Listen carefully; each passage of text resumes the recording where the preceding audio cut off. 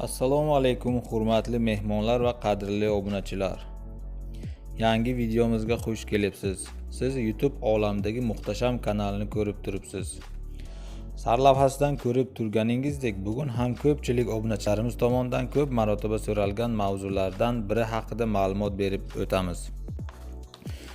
Mavzuni boshlashdan oldin iltimos qilamiz. Agar siz kanalimizda obuna bo'lmagan bo'lsangiz, ushbu video ostidagi podpisatsiya tugmasini bosib obuna bo'ling va videolarimiz keng tarqalishi uchun shunchaki like tugmasini bosib qo'ying.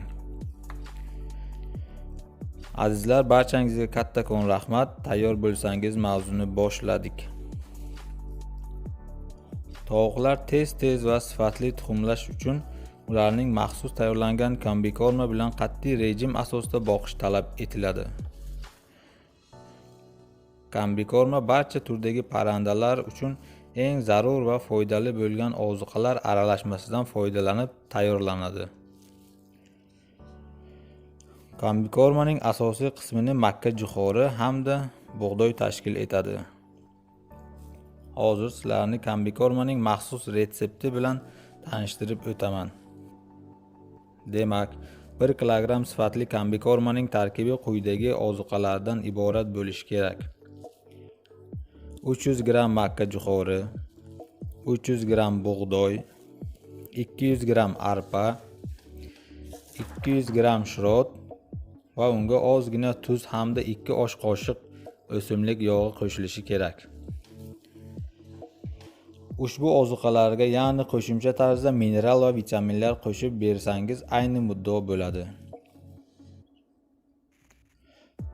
Va ushbu ozuqaga hech qanday suv qo'shib berilmaydi. Faqatgina quruq holatda oziqlantiriladi.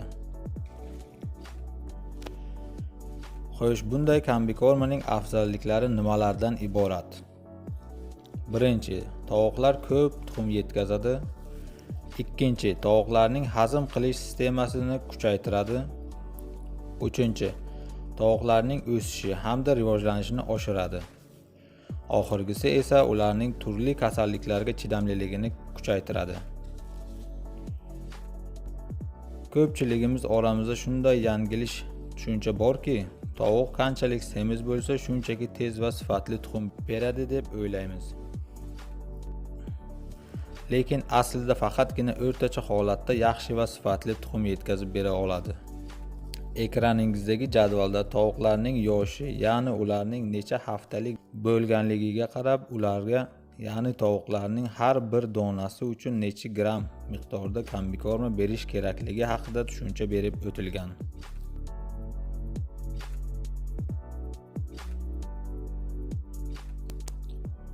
Do'stlar, videomiz sizlarga manzur bo'lgan bo'lsa, kanalimizga obuna bo'ling va like bosishni unutmang. Keyingi videomizga uchrashguncha xayr deb qolamiz.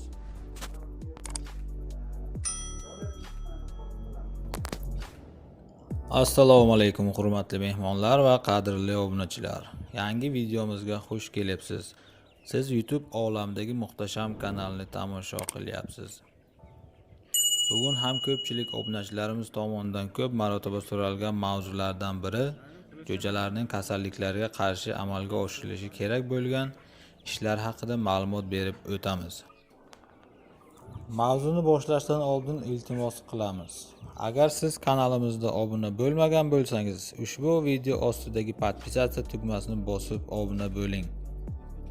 Va videolarimiz keng tarqalishi uchun shunchaki like tugmasini bosib qo'ying. Azizlar, barchangizga kattakon rahmat. Tayyor bo'lsangiz mavzuni boshladik.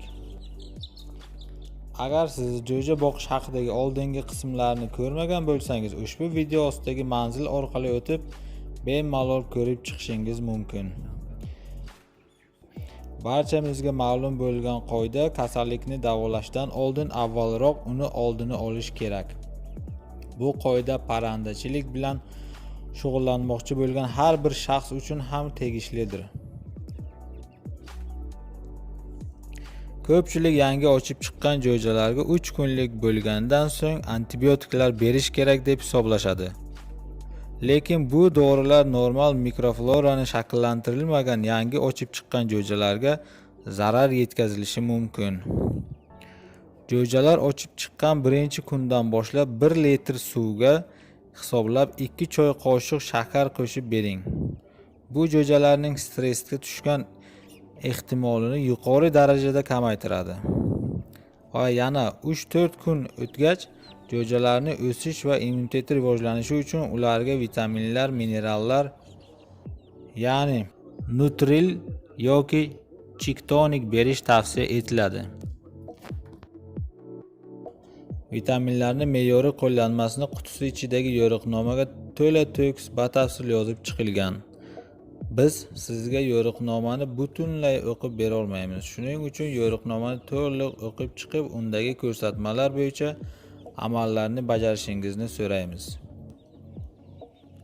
Va shundan keyingina 3-4 kun o'tgach jo'jalarga antibiotiklar berishingiz mumkin.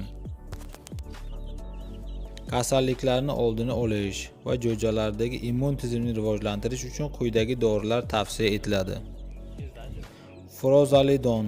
Ushbu dori eski turdagi oldindan ko'pchilik foydalanib kelgan universal bakteriyalarga qarshi dori hisoblanadi.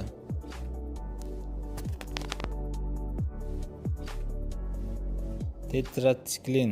Bu dori ham deyarli furazolidon bajariladigan vazifani bajara oladi. Lekin faqatgina furazolidon topolmasangiz ushbu doridan foydalanish tavsiya etiladi. Enafloxacin. Bu dori juda kuchli yangi avlod antibakterial dorisi hisoblanadi. Zamonaviy va yangi turdagi bakteriyalarga qarshi foydalanish mumkin bo'lsa-da, lekin negadir biroz noyob va qimmat hisoblanadi. Metronidazol. Ushbu dori ham yuqorida aytib o'tilgan dorilarning o'rnini bemalol bosa oladi. Jo'jalar taxminan 12 kunli bo'lganidan so'ng ularga bir hafta davomida dorilar yoki vitaminlar berishni to'xtatish lozim. Bir haftadan so'ng esa antibiotiklar va vitaminlarni boshqa turga almashtirish lozim. Azizlar, e'tibor uchun kattakon rahmat. Kanalimizga tashrif buyuring va ushbu mavzu bo'yicha boshqa ma'lumotlarga ham ega bo'ling.